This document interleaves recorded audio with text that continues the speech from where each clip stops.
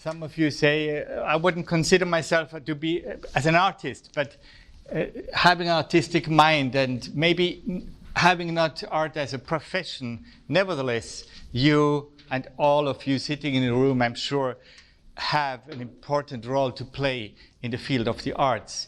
And thank you for being here. I really am excited. As well, theologians being here. And it's not self-understanding that theologians are engaged in arts and thinking about arts. I'm a theologian myself, and I know what I'm talking about. I come from the Swiss Reformed Church, which has not too much art in their own buildings. It's blank. There's an organ still, but we are discovering art in the church. And this is quite an adventure, but it's important.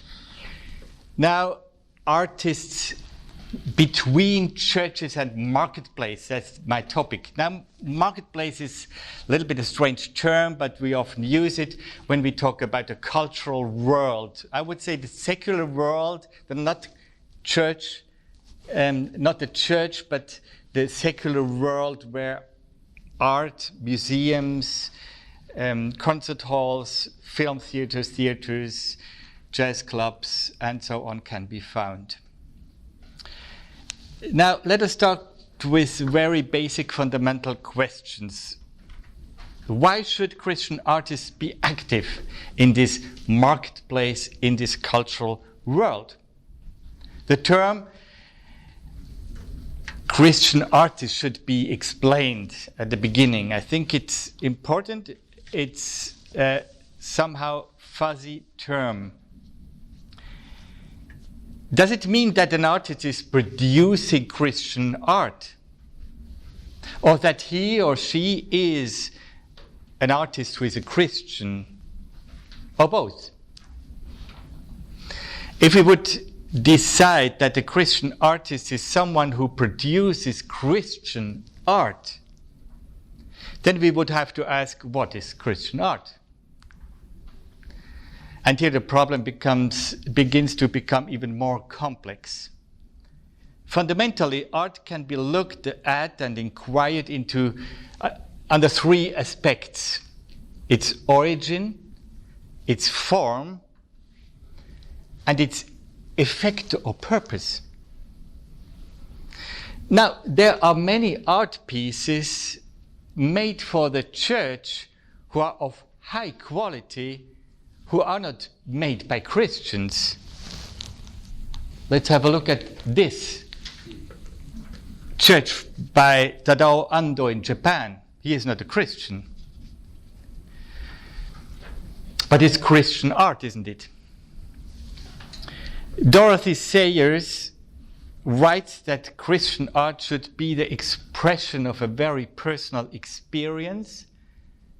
Now, quotation, quote, "Otherwise, it does not genuinely convey strength to us, but simply exercises power unto us." End of the quote. Now, this is Christian art should be expression of a very personal experience. Otherwise, it is exercising power over us. Now, this warning directed toward Christian artists is, of course, very important. But there are, without doubt, magnificent and unmanipulative works of Christian themes, of Christian art, not created by Christian artists. Thus, this statement by Dorothy Sayers doesn't help us to define Christian art, I think. There are other artworks which are not referring to the Christian narrative, but they come out of faith and prayer. And they are communicating somehow God. Let's think of, we just discussed with Irek, who is an excellent jazz musician, and his family is on a high-level jazz musicians. And with jazz music, it does not necessarily express something of Christian narrative when they are playing jazz. We created within our Crescendo ministry a book, Real Facebook, of hymns. And there we are referring to old hymns arranged for jazz. They could be that jazz musicians are using this kind of old hymns, but usually not. Or when you're playing an instrument, Mozart, Chopin here in Poland, or whatever, it's not necessarily a Christian piece of art. But why not coming out of prayer, and while you're on the stage, something is communicated through your personality and how you're playing, that you are Christian. You cannot deny it, and you cannot hinder it, that something is coming through the Holy Spirit, through your personality. And there is another category, a too big one probably, of art pieces produced by Christians who think that their art is art, but it isn't. Now, to make complicated things simple, I'm using here the term of Christian artist in a very simple way. A Christian artist is someone who considers himself or herself a Christian and an artist, and who is reaching with his or her art a professional standard somehow, or trying to reach the best standard he or she can reach. Often the problem is that not that someone is not reaching a professional standard, but not knowing where the standard or the capacity is. In the music world, there are tragic stories of people who think that they can play the most complicated Shostakovich pieces, and they cannot. And it's a disaster, but they could play a simple piece from another composer, and it would be wonderful. With Kinderlieder from Schumann or whatever, it would be wonderful, but they strive for more, which they cannot achieve. So it's very important that we find our own shelf where to put the art on at our own stage. Now, the question: why should Christian artists be active in the marketplace? This is the first question. It is a fundamental question. You may think it's too fundamental and self-understanding that a Christian artist should be involved in the marketplace. Yes. And no, yet artists and also church leaders and theologians and church members, maybe even more than church leaders who have a certain academic level, are asking so. In the worst case, this question has already been transformed into two simple answers, such as art and culture is a non or even anti-Christ Christian field. Here the world is showing its seducing face, where a Christian cannot follow any more Christ. But it goes straight away on the it leads straight away on the broad way and not the narrow way. You maybe know this old picture painting, very pietistic, of the broad way here and the narrow way here. This is the German version. The English version is here. Welcome. Welcome here on the Broadway. Welcome as well to the opera house, to the theater. So I think in the German version you see here the theater, Theater. Okay, welcome to the Broadway here in the Artist Network.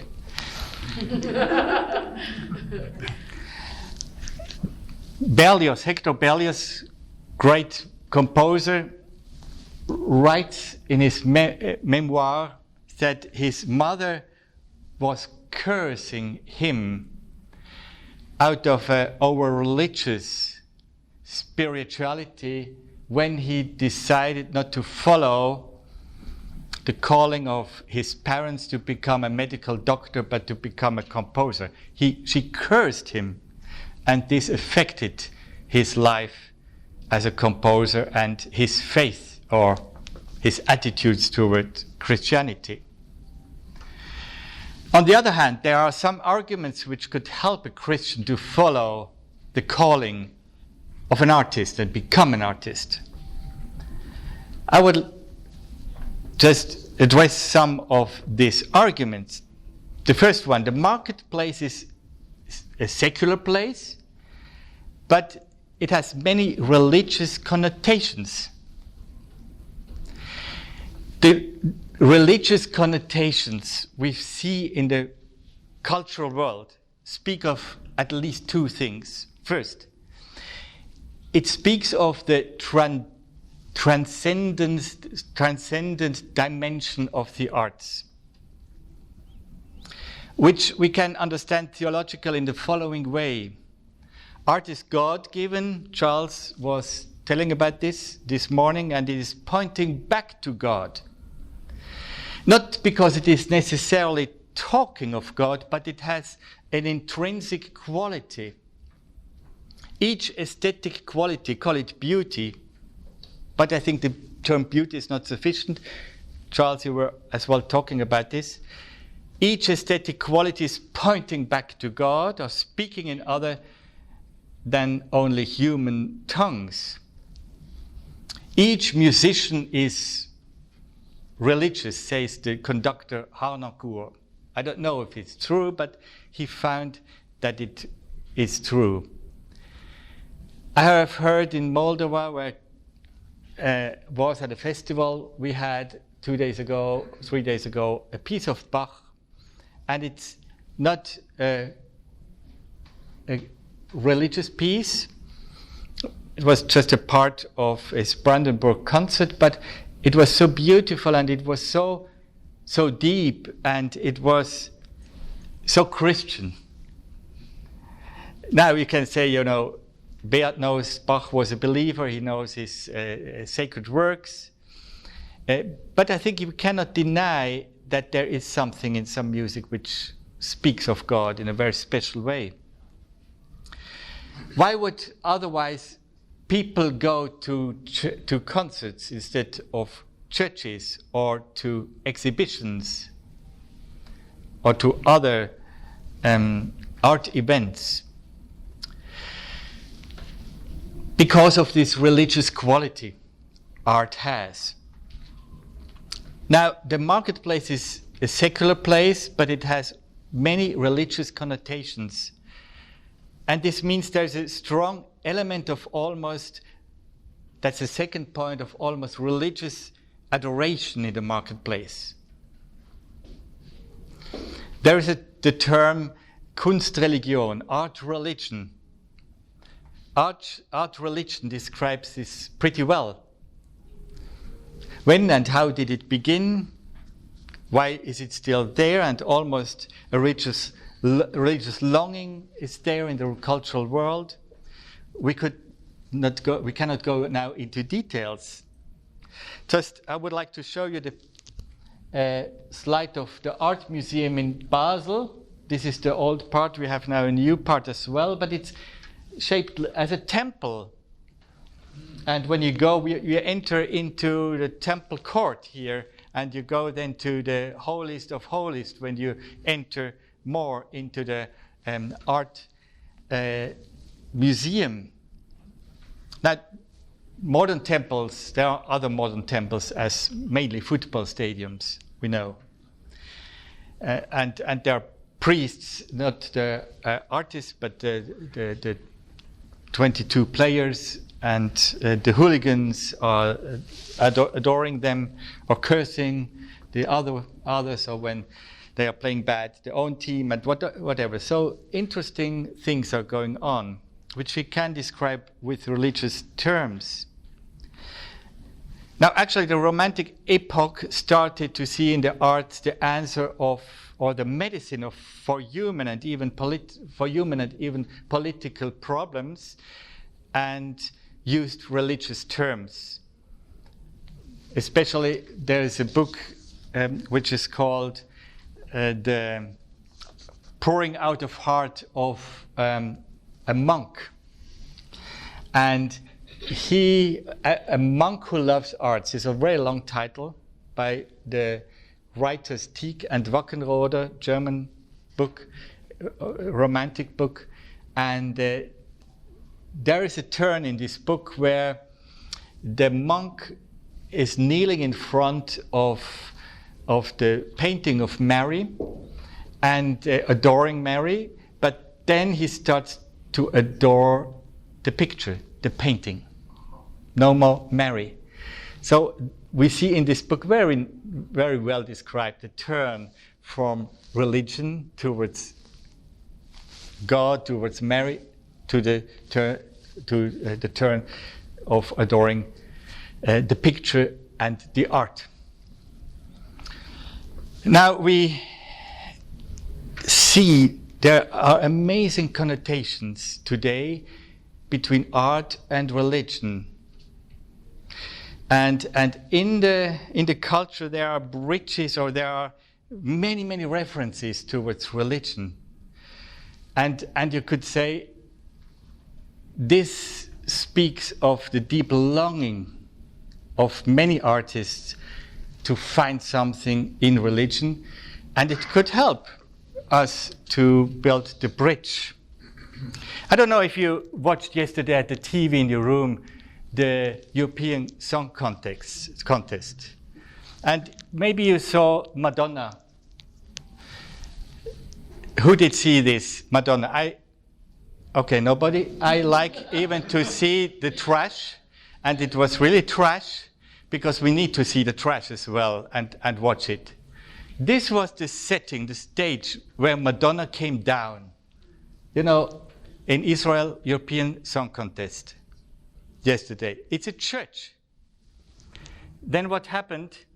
Madonna was kneeling, repenting. Here she is.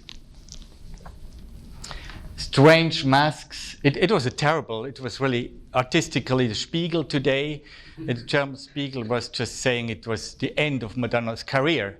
Very bad. If she would have fallen down just the stairs, it would be better than if she would have sung. But she tried to sing. Okay, but then very strange things happened on the stage, and it turned into they were breaking down the cathedral or whatever. So we would have to watch it again to make an appropriate interpretation of the whole thing. But just showing you there are many connotations in the arts field to religion.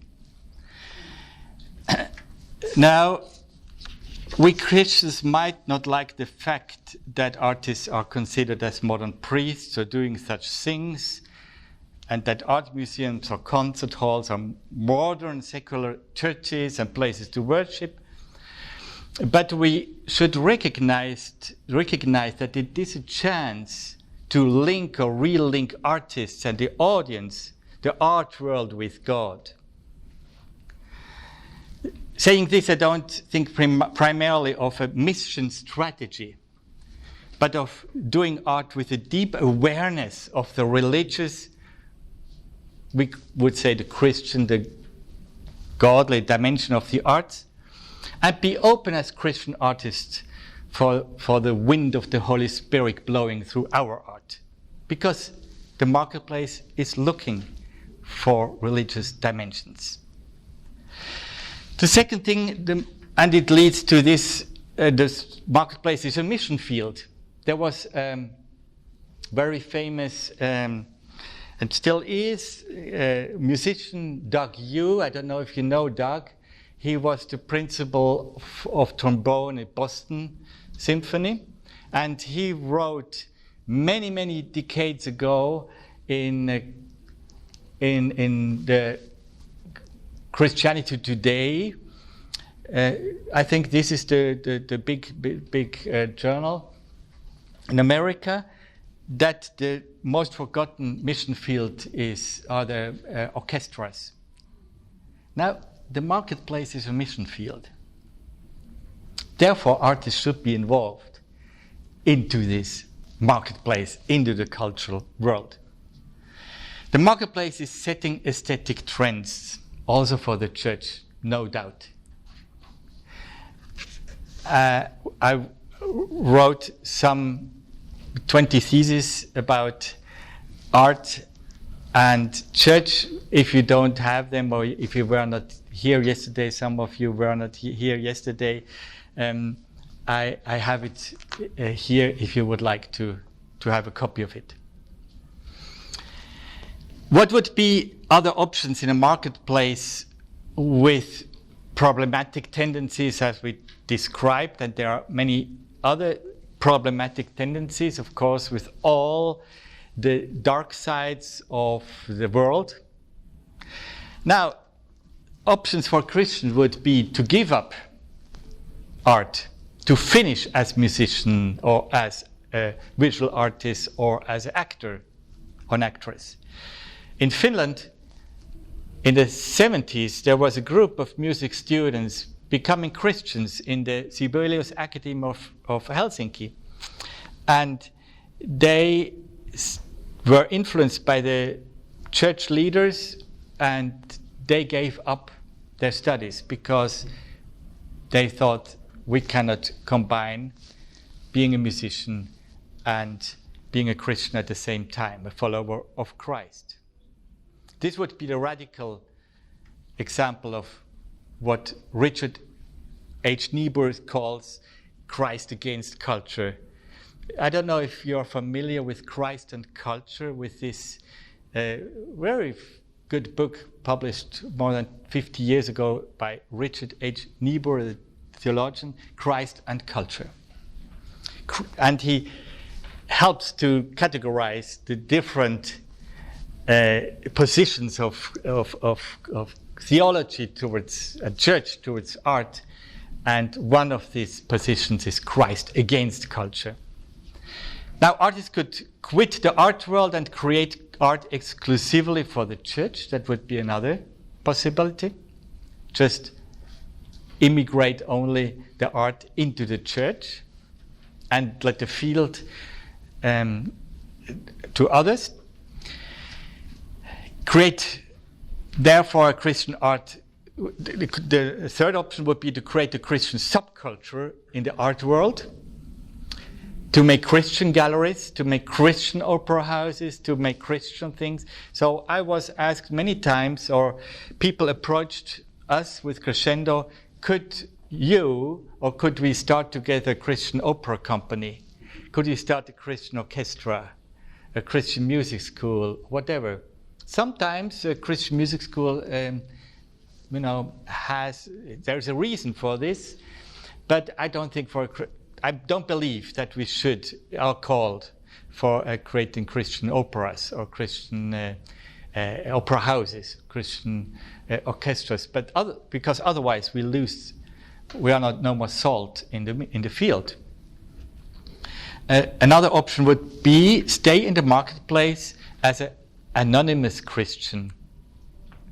And this is what many are doing, because there is some danger involved when you say, I am a Christian, and I am even maybe writing Christian poetry, or I'm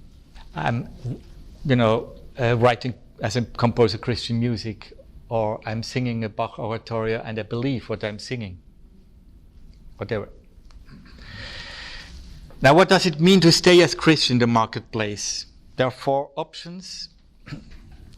You are facing or even willingly stepping into opposition to some marketplace mechanism.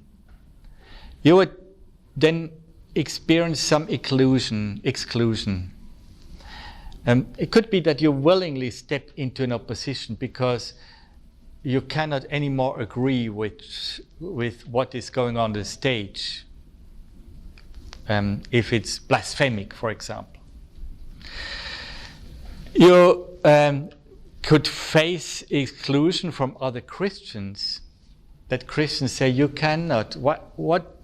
How can you be a Christian and be an actor in the theater and play this piece? You could experience as well, and this would be something my heart beats for, being a part of a network, and we are here in this room to be networked on a Christian platform as Christian artists. and be at the same time in the marketplace, being networked and in the marketplace at the same time. You could experience inclusion through this network, inclusion or some inclusion into the body of Christ, I would say, through the network, through the churches, and living out the transformative presence in the marketplace. Niebuhr has a category in his book, Christ transforming the culture. And I would suggest this is a very good option. The second part will be artists in churches. Why should Christian artists be active in churches? The church needs the art and has to develop a stronger interest in aesthetics. There are several reasons. Out of dogmatic reasons, one of the dogmatic statements was that the beauty, the good, and the truth belong together. Pulchrum bonum verum, and this in a Christian context has a strong influence in the marketplace. But the church should discover this and hold up that the beauty is part of the church life. Out of the mythological or missional reasons, I was talking about this some minutes ago. It means that the culture and the church can relate to the culture outside of the church, because it's speaking the language of the culture outside. Often the church is speaking another language than the language in the cultural world. I have a friend, she won the first prize of Swiss writers, poets. She is writing poetry. Now she told me, I quit the church. I didn't attend the church services for 10 years. And I asked, why? Not because I'm no more a Christian, not at all. She's a very strong believer. But I had to find my own language. And the language of the church interfered with my language as a poet. Now, I wouldn't suggest this to you, to follow this example and no more and quit the church. But it speaks to us that there's something which needs to be addressed. The church has lost its language, its modern language, and communicating faith in a modern way, even towards believers in the church. It would be very refreshing if we would find another language. We are not Muslims who stick on the words of the Quran. We have Bible translations. We use, and we have many Bible translations, which are very important. I don't say that the moderns are the best ones, but we have to put as well on the shelf these different categories of Bible translations and use them in the right way and for the right purpose. But there are writers today in churches who are not asked to write things, for example, for liturgy, or composers, musicians. Many non-professionals are invited to do so, but why not asking the other ones or the painters to create in a fresh way, in a new language, the Christian message? Now, I can tell you of a composer I met while I was a teenager. His Swiss composer Paul Burkhardt. He wrote musicals. He was a genius in writing songs. Actually, before musicals really got popular, musicals maybe only for 2 pianos. I wouldn't say in a Weber style, Andrew Lloyd Webber style. It was high quality. Then he became very famous because he wrote a musical, and in this musical was a song, "Oh My Papa, Oh My Daddy." Maybe some of you know it. He became a millionaire because of this. Then he bought a house outside of Zurich, moved to a village, and the pastor of the village approached him and asked him, "Could you play a Christmas piece, compose a Christmas piece for our youth group?" Then he said, "Okay, yeah, well, start to read the Bible." And he read the Bible. He wrote a beautiful Christmas piece, the text, and as well the music. And the music, by the way, 2 songs made it to the songbook of the Reformed Church of Switzerland today. And these songs are popular in whole Switzerland. And it's not pop music, I would say, it's really high quality. He said that I would try to find a new language for a Christmas play without kitschy costumes, no wings, no glittery costumes for the angels. No, the youth just come in their street clothes and they are performing this. Now in the premiere there, the top of the music world in Zurich was in this little village, in this church. Friedrich Dürrenmatt, name sounds familiar to you. This big writer and great artists were there in the church and were shocked in a way of the beauty of a Christmas piece. They didn't expect anymore that in a church would be good art, modern art. Now he wrote other pieces about the parables of Christ, about Joseph in the Old Testament, about Easter. Another example is Olivier Messiaen, the French composer, and he started to write liturgy as a French Catholic composer. He started to write liturgy for the concert hall. We shouldn't forget that in the Catholic Church there's a lot of art, of very good art, and don't be such stupid and say this is just idolatry. That's not true. It's great art made from believers who really are Christ-centered, as Olivier Messiaen.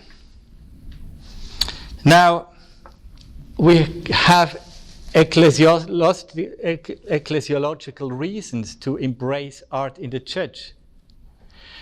We have to be faithful towards a heritage we have in our churches, and we forgot them. We have a responsibility towards the shape of the church today. We have to see that artists as well need the church, because artists often don't feel included in the church, not because their art is not welcome in the church. Maybe not so much, not so many artists try to find there a platform for their art. Maybe it would be nice and it would be helpful for the church. But they want to be part of a church and be respected as an artist, not praised at all. That's not the point, but respected and not questioned in their calling to be an artist. I could tell many stories how artists say, "Oh, people in the church are asking me, what are you doing in real life? You know, yes, you are an artist, but really, what are you doing?" Or another artist said, someone was drawing me and showing me this picture which was hanging in the side room of the church, and asking me now, "What, you're an artist, on which way are you?" And it was a rhetoric question, of course. I'm on the Broadway. So artists are longing for being respected in their calling and longing for as well having support through prayer, through encouragement in the church, because they need it. I was telling yesterday this about this passage in the memoirs of Per-Olof Enquist, a great writer in Sweden, who said, he wrote that in the church of his parents, they prayed for missionaries to be sent out to Africa. But why nobody came to the idea to pray for a writer as me? And he didn't become a Christian. The third thing, churches need the artists. They need their creative gifts, yes. They need their art, would be very good to involve them. But they need them as well as bearers of special charismata. Artists are very innovative people. They are creative. They are prophetic as well. Often they are sharp thinkers and sharp observers of things, and they can sometimes in a very nasty way tell the truth. So if I would be a church pastor, I would ask, once in a while sit together with an artist and drink a tea and ask, what do you think about, what do you observe in my church? Or how could we be more creative and innovative? What would be other options? The church would be, if it doesn't embrace the artists and welcome the artists and embrace art, could be a church without art or with poor art. Now, churches are very good in finding reasons why not to include art. For example, they say we are word-centered. In this church, the sermon is the most important thing, and they say it and think at the same time the art is somehow like the vegetable when you have a steak on your plate.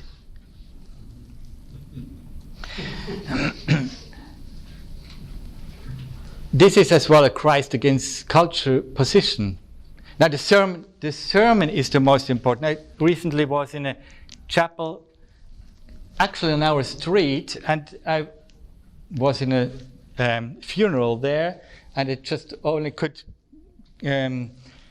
photograph this scene from far away, and you see it a little bit. This is the only piece of art in the church, in this chapel, where a free evangelical church is meeting. Now what do you see? You see art, but you see Jesus preaching. Now you see art, and the only reason to paint art is because it's sermon focused. Jesus is preaching. And here are these people, and they don't look very transformed by this sermon. They don't look happy. They're just hearing the words. But Jesus didn't bring only the message. He brought the message of the kingdom of God, and he brought the kingdom of God.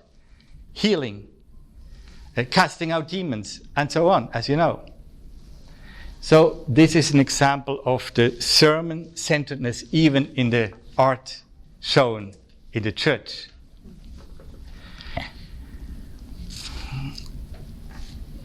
Out of ecclesiological reasons, there's a minister-centeredness in the churches. All is focused on the pastor. But actually in the Reformed tradition, we have the priesthood of all. Why not consider an artist as a priest and a prophet? out of cultural reasons. There's a lack of understanding or interest in this field. Absolutely. My favorite thing is to go, to churches and photograph in front of the churches. You have this sort of PR, boxes where, the church is exposing itself and presenting actually what is happening in the church. And it's the PR of the church on the street. Yeah. Now look how churches are presenting themselves. This is the art of this Free Evangelical Church. Okay, there are some ladies or some kids who are doing this. And the other thing would be this. This is towards the street, this box. Or how do you say Schaukasten in German? Now this is a tragedy, not to make a big thing of this, but it shows something.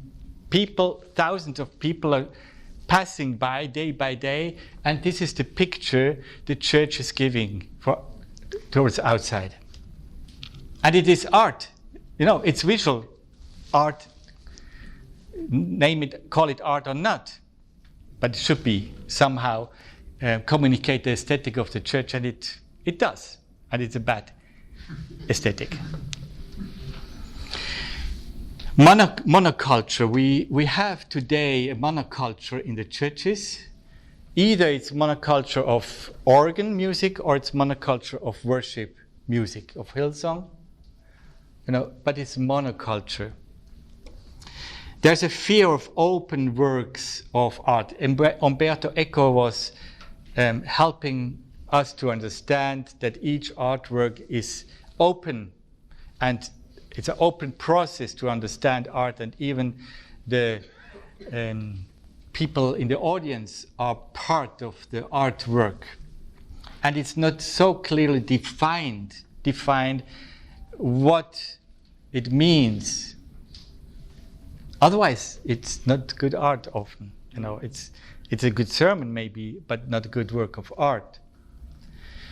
Out of practical reasons, there are no artists in the church. Yes, it could be a problem. There are no finances, no possibilities for art. But see, the early church, by the way, they had no finances, they have no trained artists, they had no big possibilities to show it. But this is the art of the early church. Now you could compare it with the Greek art, with the heroes of the Greek statues. And you could say, what is this? But go to a modern museum and go to the wing where the expressionists are exhibited, and you would see similar paintings. When you see this is very expressive, and actually it's good art. It's maybe not the best art of this time, but it's art. This as well, very expressive, and the Greek art didn't reach this level of expressivity. It's for the Catacomb of Priscilla in Rome. Now another option could be that a church is welcoming art, but it's outsourcing art, and there are many churches doing it. Now they say our building is open. Now the symphony orchestra of the city can come and play. But it would not really link the artists with the church. I don't say that it is bad to invite once in a while the symphony orchestra of the city to the church, but it cannot be the strategy to do it and the only strategy. It would mean to lose artists. Now, what does it mean to stay as an artist, a Christian artist in the church? I think Christian artists should develop some virtues. Firstly, patience. We have to be patient with the church. We cannot change the church and the aesthetic of the church from one day to another. But nevertheless, we shouldn't give up and be patient, but be stubborn at the same time. The second virtue would be humility, resisting against the star cult and helping non-professional creative people to use their art. The third virtue would be a willingness to be actively involved in the church. And not say, I'm an artist, I don't need the Bible study, I don't need the prayer group, I go to my atelier. No, willingness to be involved.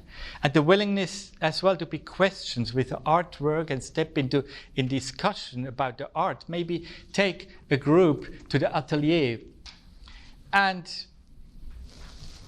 allow questions, maybe as well very critical questions, and start to explain what is the meaning behind the painting.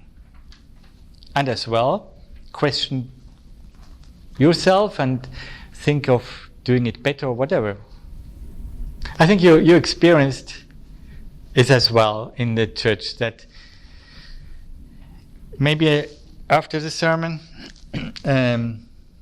music group comes. I don't think so much about the worship group now, but group, maybe jazz musicians, maybe classical musicians, and playing.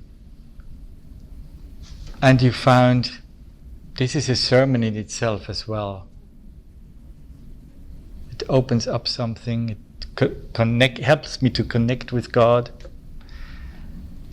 and it refreshes me, it makes me think of God, it opens a dimension of His presence, it tells me something of God. And I think we in the churches should discover that artists have the role of speaking. I don't say that we shouldn't be any more Bible-centered or having the sermon, of course. We have started with creative church services, and we have 3 parts. One part is an artistic part for 20 minutes. Another part is a sermon, 20 minutes. Third part is a worship time where people can go around the church and receive prayer, go to the Holy Communion table, and so on. And we find that the part of the artistic contributions are appreciated very much, not because it's beautiful or whatever, but it's really a message. Now I have to go on, and then we maybe have some minutes to talk again. This third part is very short in a way, but maybe a little bit challenging. The role of the church. The church could gain a better understanding of the arts and their own role. Now, this would mean that avoid as well that art would be an alibi for a lacking spiritual life in the church. Some more liberal churches are falling into this trap that they are inviting artists, mostly from outside, because they don't have artists in the church, and say produce some art, and people are coming to the concerts, they're coming to the art events in the church, and it looks as the church would be very spiritually alive. But it is an alibi. Now the church should avoid utilitarian approach. We are involving artists in order to, use it for a mission. Art in itself is not cannot be put in a box. It is in itself has life, and it's like a plant. or you were referring to the sunset, something of its own quality and cannot be labeled. And so we shouldn't label the arts and say, you are artist, you are in the mission group of the church. Artists would resist, and it would not be the right thing for the other. It would make harm to the artist and to art. The church should avoid monoculture,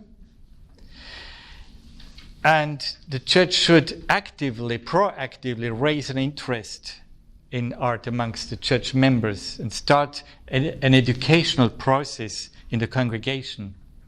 There's a church in Stuttgart which took the members to the opera one evening and then discussing about the opera. I find it fabulous. Church should step into a conversation with artists about their works, maybe having special sessions, the evenings where artists can present works, and the church members can discuss about it. Or in a Sunday morning, why not? Help artists to be active in the church. That's challenging.